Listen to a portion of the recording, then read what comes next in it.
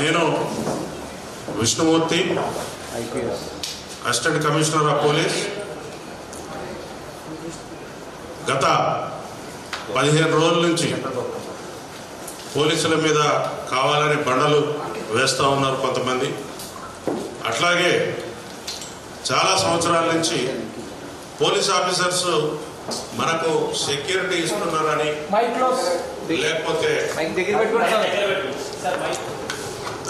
లేకపోతే ప్రజలను రక్షించడంలో నిమగ్నమై ఉన్న పోలీస్ ఆఫీసర్స్ మీద అవాకులు చవాకులు పేరుతో వారి యొక్క ఆత్మస్థైర్యాన్ని దెబ్బతీయడం కోసం చాలామంది,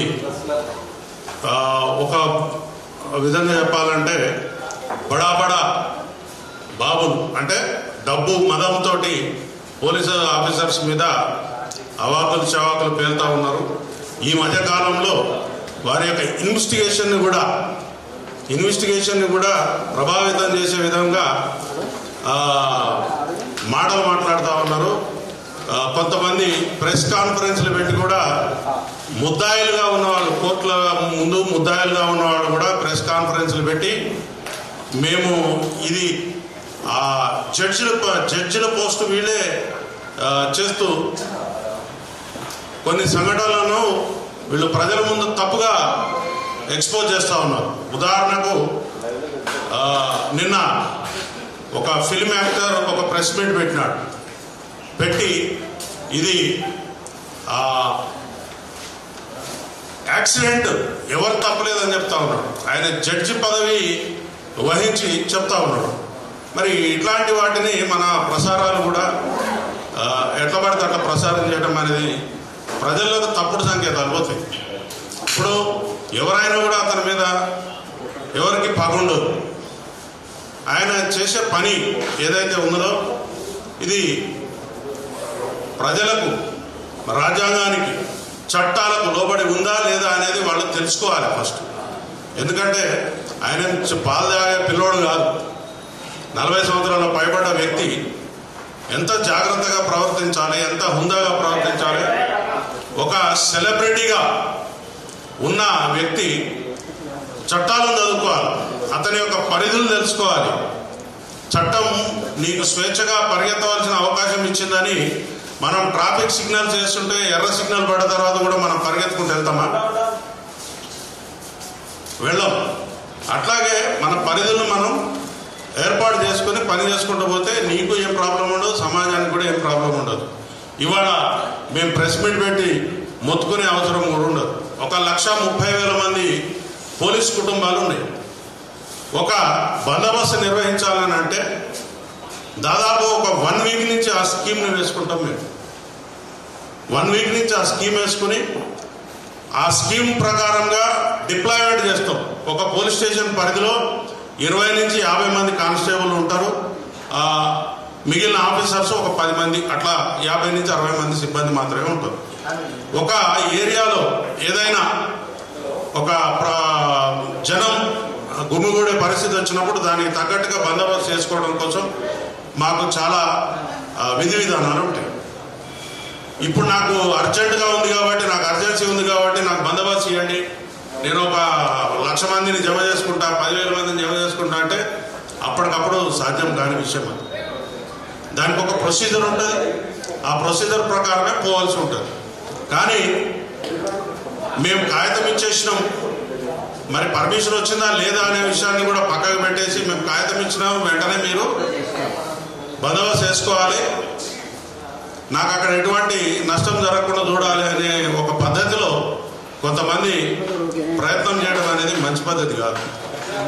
నేను ఈ ప్రెస్ మీట్ సందర్భంగా ముఖ్యంగా పోలీసులను నోటుకొచ్చి మాటలు తిడతా ఉన్నారు ఒక్కొక్కడు.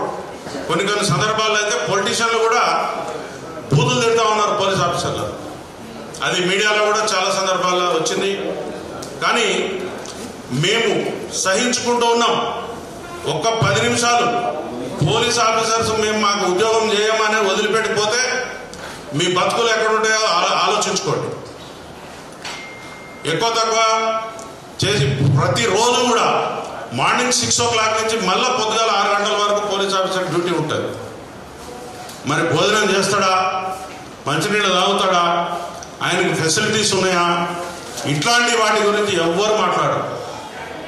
ఉన్న వాటిలో పరిసరాలను అర్థం చేసుకుని అక్కడికక్కడనే వాళ్ళు శారీరక అవసరాలు తీర్చుకుంటూ కూడా ఇల్లు వాకిలు పట్టకుండా పనులు చేస్తూ ఉంటారు. అందరూ పండుగలు చేసుకుంటుంటే పోలీస్ ఆఫీసర్ రోడ్ల మీద ఉంటాడు. అందరూ ఎంజాయ్ చేస్తామంటే పోలీస్ ఆఫీసర్ బయట గేట్ దగ్గర ఉంటారు. ఎందుకు? Trained officers. ఈ సమాజం కోసం ట్రైనింగ్ ఇచ్చిన ఒక వ్యక్తి ఆయన అన్ని పరిస్థితులను తట్టుకొని నిలబడతాడనే ఒక ఉద్దేశంతో ఆయన పనిచేస్తాడు. కానీ మేము కూడా మనుషులమే, మాకు కూడా ఆకలి ఉంటుంది, దప్పిక ఉంటుంది, ఫ్యామిలీ ఉంటుంది, అన్ని విషయాలు ఉంటాయి. మరి మా యొక్క స్థితిని వీళ్ళు గమనించకుండా ఏదో ఒక నోటికొచ్చిన మాట మాట్లాడి అవమానపరచడం కోసం ప్రయత్నం చేస్తూ ఉంటే ఇది మంచి పద్ధతి కాదు.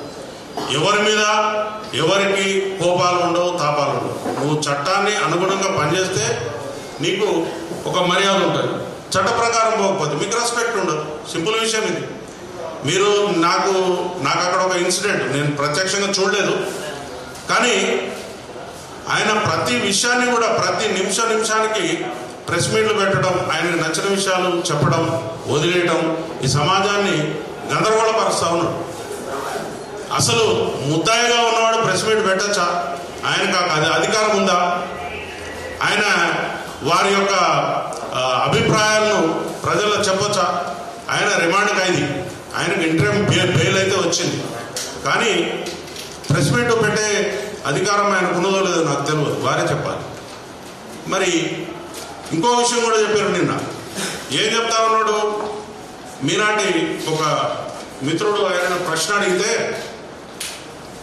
ఆ విషయాలు చెప్పకూడదండి, నేను కొంత అమౌంట్ ఇస్తున్నా, మా సుకుమార్ గారు ఇస్తున్నారు, ఇంకొకళ్ళు ఇస్తున్నారు, దాన్ని ట్రస్ట్ పెట్టి మేము వేరే రకంగా దాన్ని ప్లాన్ చేస్తున్నామని చెప్పినాడు ఆయన. ఆ విషయం చెప్తే ఏమవుతుంది? ఆయన కేసులో ముద్దాయి ఎవరైతే బాధితులు ఉంటారో వాళ్లకు ఇండైరెక్ట్గా బ్రైబ్స్ ఇవ్వడానికి ఎందుకు వస్తుంది? అసలు ఈ విషయాలన్నిటి కూడా కోర్టు వారి దృష్టికి తీసుకుపోయి ఆయన బెయిల్ క్యాన్సిల్ చేయవలసిన అవసరం ఎంతైనా ఉంటుంది. ఎందుకంటే చట్టవిరుద్ధంగా ఆయన ప్రెస్ మీట్లు పెట్టడం, ప్రజలను గందరగోళం చేయడం, లేకపోతే ఒక డిపార్ట్మెంట్ మీద మాకెవరు మంచిగానే ఉన్నారని చెప్పుకుంటూ కూడా బండలు విసిరేయడం అనేది మంచి పద్ధతి కాదు. మీరు చూశారు, ఏ పోలీస్ ఆఫీసర్ కూడా నన్ను సంప్రదించలేదు, చేతులోకి చెప్పారని చెప్పారు. ఆయన కాన్వాయ్ దగ్గర ఎవరైనా పోలీస్ ఆఫీసర్ మీకు కనిపించినారా? ఎంతో దూరంగా ఉన్నారు, 2 మీటర్లు 3 మీటర్లు దూరం ఉన్నారు. ఆ వెహికల్ దగ్గర ఎవరైనా కనిపించారా? చాలా మీడియాలో చాలా క్లిప్స్ వచ్చినాయి. ఆయన అక్కడ ఏం జరిగిందో అనే విషయాన్ని పక్కకు పెడితే ఆయన ఒక బాధ్యత గల పౌరుడిగా ప్రవర్తించలేదు అనే విషయాన్ని చెప్పగలుగుతారు. ఎందుకంటే ప్రాథమిక హక్కులు ఎంతైతే కఠినంగా మన అమలు పరచాలని కోరుకుంటామో ఆయన యొక్క విధులు కూడా ఉంటాయి. ఒక మనిషి బాధ్యతలు, విధులు ఉంటాయి. లేమ్యాన్, చదువురాని వాడు, ఈ సమాజంలో ఎటువంటి ప్రాతినిధ్యం లేనివాడు, నాకు ఈ చట్టాల గురించి తెలియదు అంటే నడుస్తుంది. కానీ నువ్వు సెలబ్రిటీగా ఉండి, నువ్వు కొన్ని వ్యవస్థలను శాసించే పరిస్థితిలో ఉండి, నువ్వు తిరగబడే పరిస్థితిలో ఉండి నాకు చట్టం తెలియదు, నేను వెళ్తా, నేను ఉంటా అంటే ఇట్ ఈస్ నాట్ కరెక్ట్. ఇంకొక విషయం ఏంటిదంటే, నా దగ్గర డబ్బులు ఉన్నాయి కదా అని 50 మందికి మనుషుల్ని పట్టుకుని పోయి ఎక్కడ పడితే అక్కడ దౌర్జన్యం చేయటం అనేది కూడా కరెక్ట్ విషయం కాదు. వారు ఆ బౌన్సర్లను పెట్టుకుని బయటకు వచ్చే సందర్భంలో కూడా వారికి పర్మిషన్ ఉందా? ఆ బౌన్సర్లు ఏ చట్టం ప్రకారం కనపడే వాళ్ళందరినీ నూకేసుకుంటూ వెళ్ళిపోయినారు, వాళ్ళు చేసినందువల్లే ఇక్కడ ఆ పని జరిగిందని చెప్తా ఉన్నాం.